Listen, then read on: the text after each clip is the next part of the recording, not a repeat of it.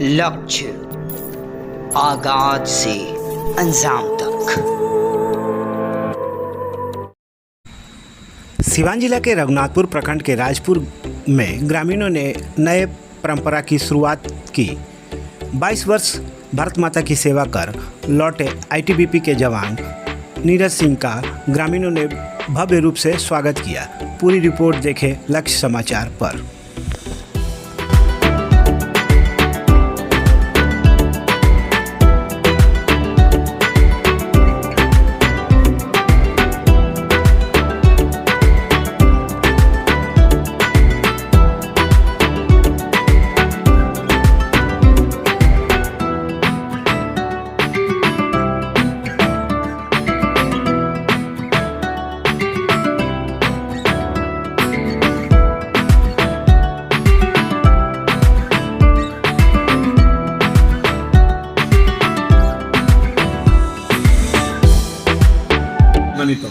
जी, सबसे पहले रुआ चैनल के हम धन्यवाद दें कि रुआ भी सुननी तो हमारा स्वागत समारोह में पहुँचनी और ये गांव से हमार बहुत ही लगाव रहा बा।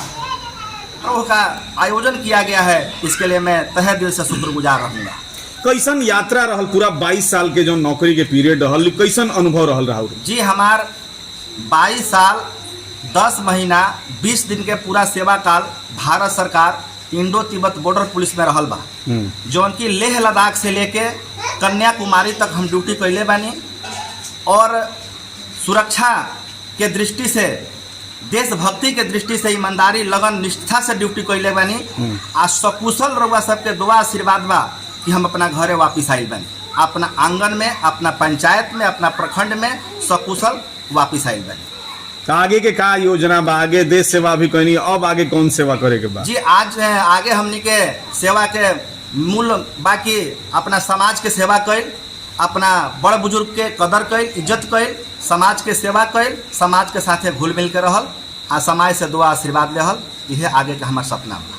बिल्कुल, यहाँ पर तमाम लोग मौजूद बा। मुखिया जी बनी जी का कि हमने के मार्गदर्शन देम, जहाँ हमने गलती हुई तहाँ बताएं कि बढ़िया से बढ़िया काम करे के बा और गांव के हमारे पंचायत के विकास हो और यहाँ के भी अपना परिवार खातिर कामना बा कि यहाँ के खूब आगे बढ़ी और हमारा प्रखंड के विकास हो। जौन आई मेरे नीरज बाबू ना 22 साल नौकरी करते हैं, गांव के समाज के इस सेवा में बचपने से ही लागले बा, ठीक बा।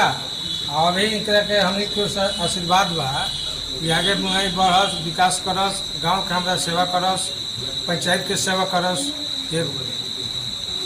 पिंटू भैया बानी, सहयोगी रहल बनी नीरज भैया के, का कुछ कहे राहुल दोस्त मित्र यार लौट के आज 22 साल सकुशल वापस आयल बनी और लोग भव्यता से स्वागत कैनी?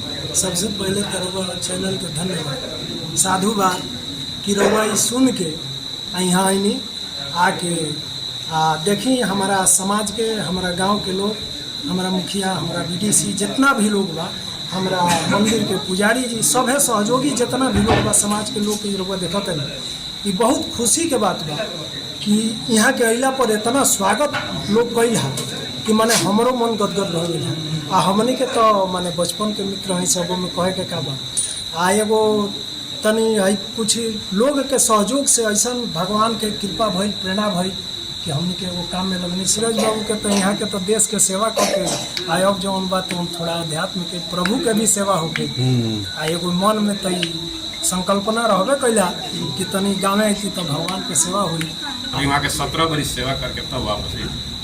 तो बहुत बड़ा एगो सीख बा समाज कहते कि पैसा ही दुनिया में सब कुछ नहीं है, समाज भी बहुत आगे बा। धनवान व्यक्ति के पीछे अगर समाज ना होके तो उछड़ जाला, लेकिन अगर एक गरीब व्यक्ति के पीछे समाज होला तो बहुत आगे। लगातार ताज़ा अपडेट्स पाने के लिए, खबरों के साथ जुड़े रहने के लिए देखते रहिए लक्ष्य समाचार। धन्यवाद।